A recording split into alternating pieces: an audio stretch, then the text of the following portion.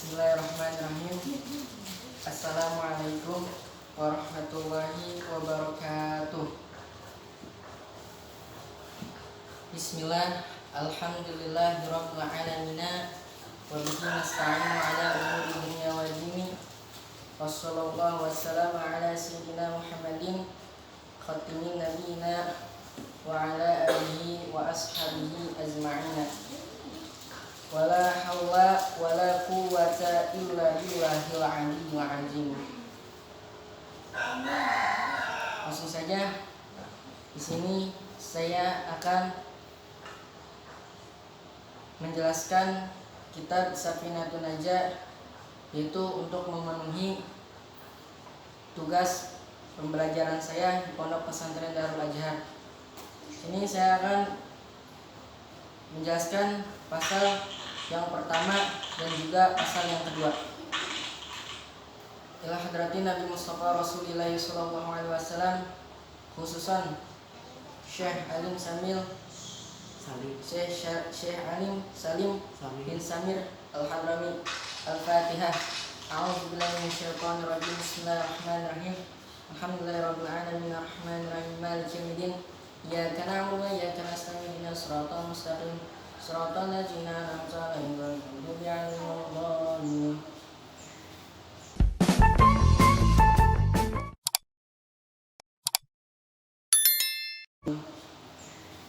Faslun, ini suatu pasal. Arkanu Islami khamsatun, tiang-tiang agama Islam itu ada 5. Syahadatu alla ilaha illallah, pertama menyaksikan bahwa tidak ada Tuhan kecuali Allah, wa anna Muhammadar Rasulullah, dan sesungguhnya Nabi Muhammad itu adalah utusan Allah. Wa iqamus salata, dan yang kedua mendirikan salat. Wa ita'uz zakati, dan yang ketiga mengeluarkan zakat. Wa shaumu ramadana, dan yang keempat berpuasa di bulan suci Ramadan. Wa hijjul baiti man istata'a ilaihi sabila, yang kelima pergi haji ke Baitullah bagi orang yang puasa ke Baitullah di perjalanannya. Pasal yang pertama yaitu menjelaskan rukun Islam, bahwa rukun Islam itu ada 5. Yang pertama adalah menyaksikan bahwa tidak ada Tuhan yang berhak disembah kecuali Allah, dan Nabi Muhammad adalah utusan Allah. Rukun Islam yang pertama itu adalah mengucapkan syahadat, 2 kalimat syahadat. Syahadat adalah bagian yang paling terpenting dalam agama Islam, karena syahadat adalah pondasinya agama Islam atau dasarnya agama Islam. Apabila orang non-muslim ingin masuk agama Islam, maka diperintahkan untuk membaca 2 kalimat syahadat terlebih dahulu. Di dalam syahadat itu ada syahadat kepada Allah dan syahadat kepada Rasul. Syahadat kepada Allah yang berbunyi asyhadu alla ilaha illallah, yang artinya saya bersaksi bahwa tidak ada Tuhan yang berhak disembah, yang layak disembah kecuali Allah Subhanahu wa taala.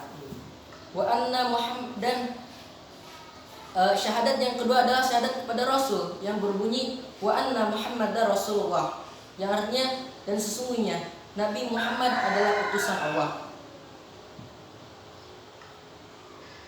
Dan itulah tadi rukun Islam yang pertama, syahadat.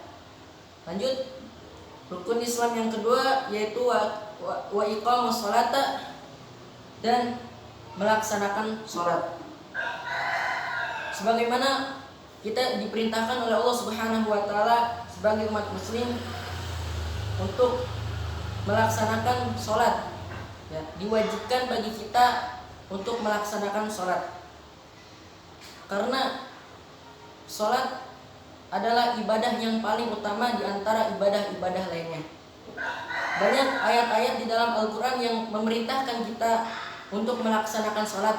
Di antaranya yaitu wa iqamis salata inna salata tanha 'anil fahsya'i wal munkar. yang artinya dan laksanakanlah sholat, sesungguhnya sholat itu mencegah dari perbuatan keji dan mungkar.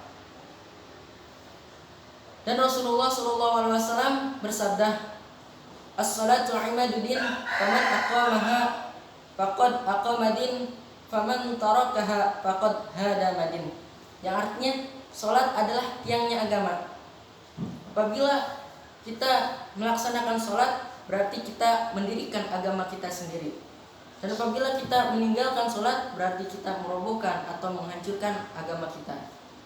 Nah, sholat menjadi ciri khas orang Islam, menjadi identitas ya orang Islam. Pembeda orang Islam dengan orang kafir adalah sholat. Sebagaimana Rasulullah bersabda, qala Rasulullah sallallahu alaihi wasallam, al-haddu bainana wa bainal kafiri sholat. Yang artinya yang membedakan antaraku dengan orang kafir adalah sholat. Jadi pembeda orang Islam dan orang kafir adalah sholat. Sholat adalah ibadah yang sangat diutamakan, karena ketika kita di akhirat nanti, ibadah yang paling utama yang akan ditanyakan adalah ibadah sholat. Lanjut, wa ita'uz zakat, dan yang ketiga yaitu mengeluarkan zakat. Zakat terbagi menjadi dua, ada zakat fitrah dan zakat mal. Zakat fitrah adalah zakat yang dikeluarkan pada bulan suci Ramadan, ya, seperti makanan pokok, seperti beras dan lain sebagainya. Dan zakat mal itu adalah zakat harta, zakat uang, seperti hasil pertanian, perdagangan, peternakan dan lain sebagainya. Dan yang keempat yaitu Wasaumu Ramadan, berpuasa di bulan suci Ramadan. Puasa, yang dimaksud dengan puasa yaitu menahan diri dari makan dan minum dan hal-hal yang membatalkan puasa. Sebagaimana kita diwajibkan oleh Allah Subhanahu wa taala berpuasa di bulan suci Ramadan yang telah ditegaskan dalam Al-Qur'an surah Al-Baqarah ayat 183, ya ayyuhalladzina amanu kutiba alaikumusiyam kama kutiba alal ladzina min qablikum la'alakum tattaqun. Yang artinya, hai orang-orang yang beriman, diwajibkan atas kamu berpuasa di bulan suci Ramadan sebagaimana orang-orang sebelum kamu agar kamu bertakwa. Yang kelima yaitu wahijul baiti manis tato'a ilaihi sabila, pergi haji ke Baitullah bagi orang puasa atau orang yang mampu ke Baitullah di perjalanannya. Di sini kita diperintahkan sebagai umat muslim untuk pergi haji. Jadi tidak semuanya diwajibkan untuk pergi haji, hanya bagi orang-orang yang mampu saja. Untuk kita, apabila kita tidak mampu, tidak dipaksakan untuk pergi haji. Apabila orang yang mampu tetapi dia tidak pergi haji, maka akan berdosa. Tetapi untuk kita yang tidak mampu terus kita tidak pergi haji, tidak apa-apa karena kita tidak mampu. Nah, tetapi diharuskan karena pergi haji ini adalah suatu cita-cita, suatu keinginan, suatu harapan bagi setiap muslim, ya. Nah, itulah tadi pasal yang pertama yang menjelaskan tentang rukun Islam. Jadi rukun Islam itu ada 5. Yang pertama membaca 2 kalimat syahadat, yang kedua mendirikan sholat, yang ketiga mengeluarkan zakat, yang keempat berpuasa di bulan suci Ramadan, dan yang kelima pergi haji apabila kita mampu. Lanjut ke pasal yang kedua, yaitu menjelaskan tentang rukun iman. Faslun, ini suatu pasal arkanu imani sittatun, bermula tiang-tiang iman itu ada 6. Wa angtu minabillahi, pertama beriman kepada Allah, wa malaikatihi, dan kepada malaikat-malaikat Allah, wa kutubihi, dan kepada kitab-kitab Allah, wa rusulihi, dan kepada rasul-rasul Allah, wabil yaumil akhiri, dan kepada hari akhir atau hari kiamat, wabil qadari khairihi wa syahrihi minallahi ta'ala. Dan yang keenam, beriman kepada kepastian atau ketentuan Allah baik dan buruknya itu semua dari Allah Subhanahu wa taala. Di sini menjelaskan pasal ini menjelaskan tentang iman.